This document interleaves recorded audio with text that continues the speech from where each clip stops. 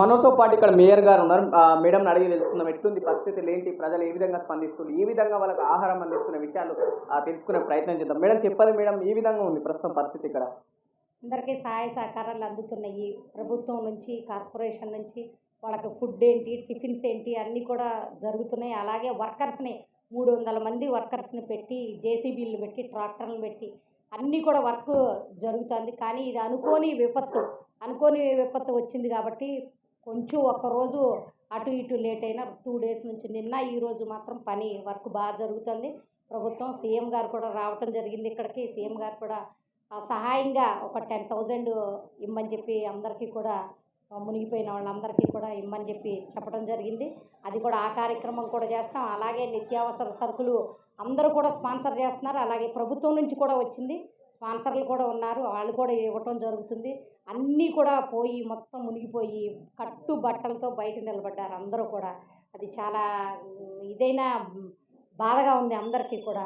కానీ వీళ్ళకి ప్రస్తుతానికి అందరూ నీళ్లు కడుక్కుంటాం కానీ ఇల్లు కడుక్కుని సామాన్లన్నీ బయట మొత్తం తడిసిపోయినాయి. సామాన్లన్నీ అన్నీ బయటేసేసారు కాబట్టి ఎంత చేసినా కూడా అవటలేదు అసలు.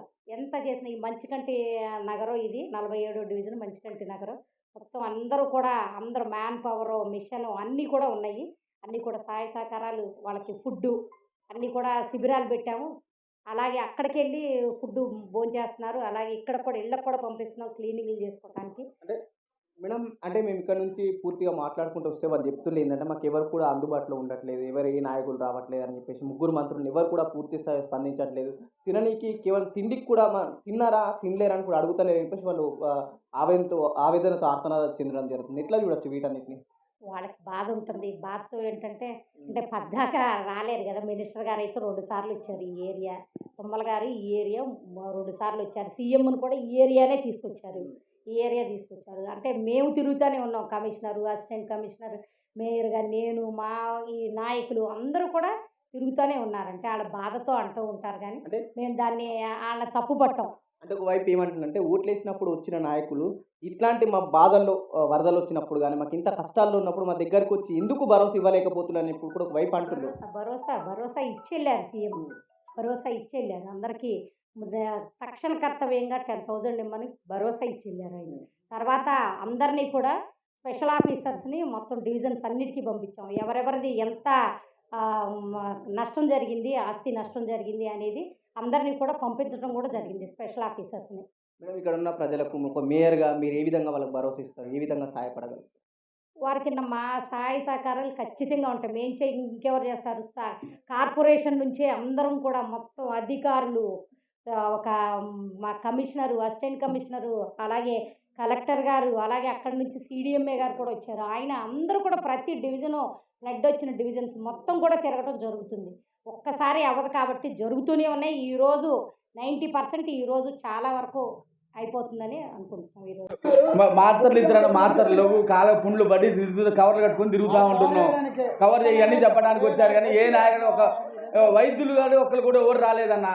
ఈడ ఒకళ్ళు నిజంగా ఆ పంపులు వదిలిపెట్టినా కూడా ఏదో మురుకో నీళ్ళు కడుక్కున్నాం. ఆ నీళ్ళు చేయి కడుక్కున్నా కూడా నీళ్ళు లేకుండా అయిపోయినాయి. మమ్మల్ని అర్థం చేసుకుని పుండ్లు పడి నడవలేకపోతున్నాం. కవర్లు కట్టుకున్నాం. ఇప్పుడు క్లీన్ చేస్తున్నారు. ఇప్పుడు చూడండి 4 days వచ్చి మొత్తం జ్వరాలు వచ్చి డెంగ్యూ, దోమలు, ఫుల్ దోమలు. నైట్ అన్నే పడుకునే వసతులు కానీ లేవు, బెడ్షీట్లు లేవు, కప్పుకున్న బెడ్షీట్లు లేవు, తడిబట్టలు ఇంకా 3 రోజులు ఇవే బట్టలు ఉంటున్నాం. మేము అవి బెడ్షీట్లు ఇచ్చిన అయితే అన్నీ ఏం చేయలేదు, ఎవరు ఏం చేయలేదు. దాదాపు ఇచ్చి నైట్ నిన్న ఉదయం ఉప్మా పెట్టారు, నైట్ ఫుడ్ పెట్టారు. 3 రోజులకి తిండిగా లేదు. మేము భోజనాలు పంపిస్తున్నాం అని అంటే అంత చెప్పండి. ఒకసారి మాకు ఎక్కడ పెట్టేది చెప్పండి. ఇక్కడే ఉంది మేయర్ గారు, భోజనం ఎవరు పెట్టి చెప్పండి. మేయర్ గారు ఇంతవరకు ఇక్కడికి రానే నీళ్ళలో మునిగి అన్ని ఇల్లు కూలిపోతుంటే పూర్తిగా మొత్తం ఇల్లు మొత్తం నేలమట్టం అయిపోయాయి. నేలమట్టం అయిపోయిన రోజు ఇళ్ళ మీద ఒక 50 మంది ఉన్నారు సెకండ్ ఫ్లోర్లలో.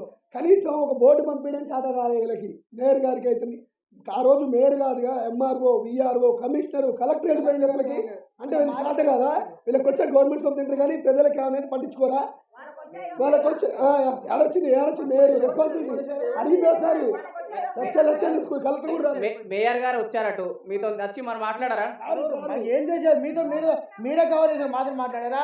మమ్మల్ని అడిగారా అసలు ఏంది మీ పాపని అడిగారా? ఇంత నష్టపోయిందని మా మీద వాళ్ళు పెట్టి తీసుకోవడం డబ్బులు. మీతో మాట్లాడుతుంది ఏం చేసి అసలు ఇప్పుడు కాల్ చేశారా? మనం ఒకసారి మేయర్ గారితో మాట్లాడే ప్రయత్నం చేద్దాం, ఎందుకంటే ఇక్కడ ప్రజలు ఏ విధంగా అయితే వాళ్ళు చాలా కోపంతో ఉన్నారు. ఇక్కడ మేడం వాళ్ళ ప్రజలు ఏంటి అంతా మేము అంతా కోపంతో ఉన్నారు.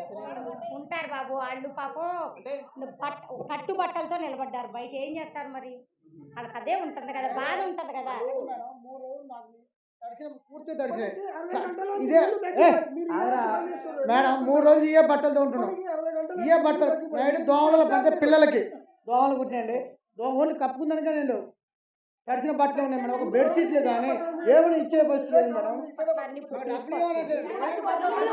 ఒకవేళ కొనుక్కొచ్చుకోవడానికి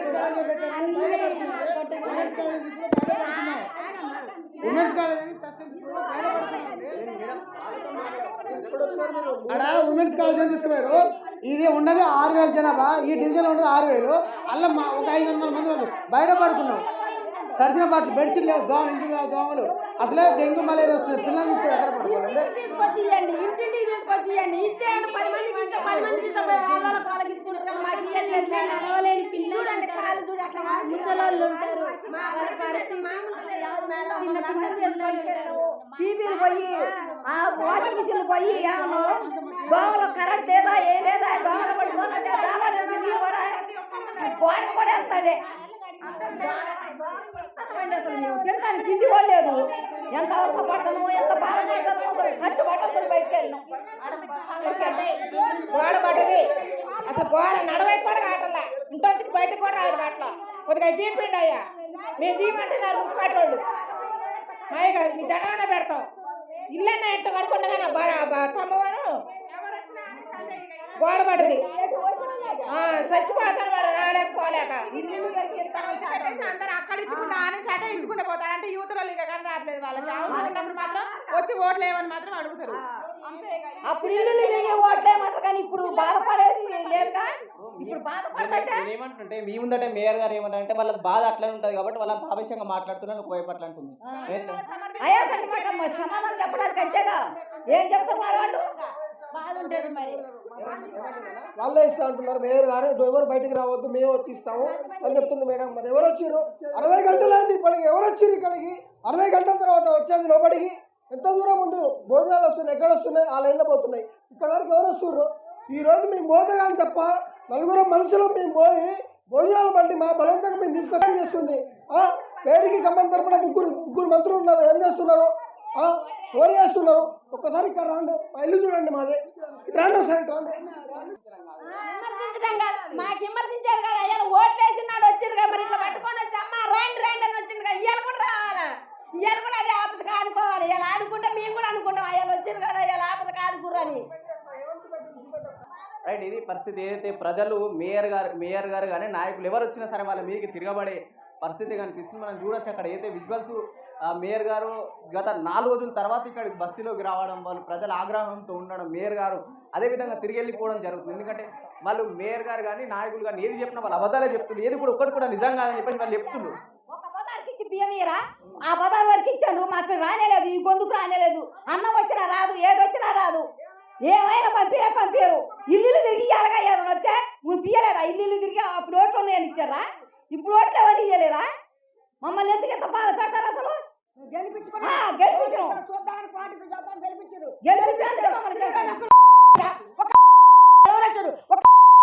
వాళ్ళు ఓట్లు వేయమంటే ఇంటికి 10 ఓట్లు వేసాం, మా ఇంట్లో 10 ఓట్లు వేసాం. మేము మొత్తం రోడ్డు ఎక్కినాం, కట్టు బట్టలు బయటకు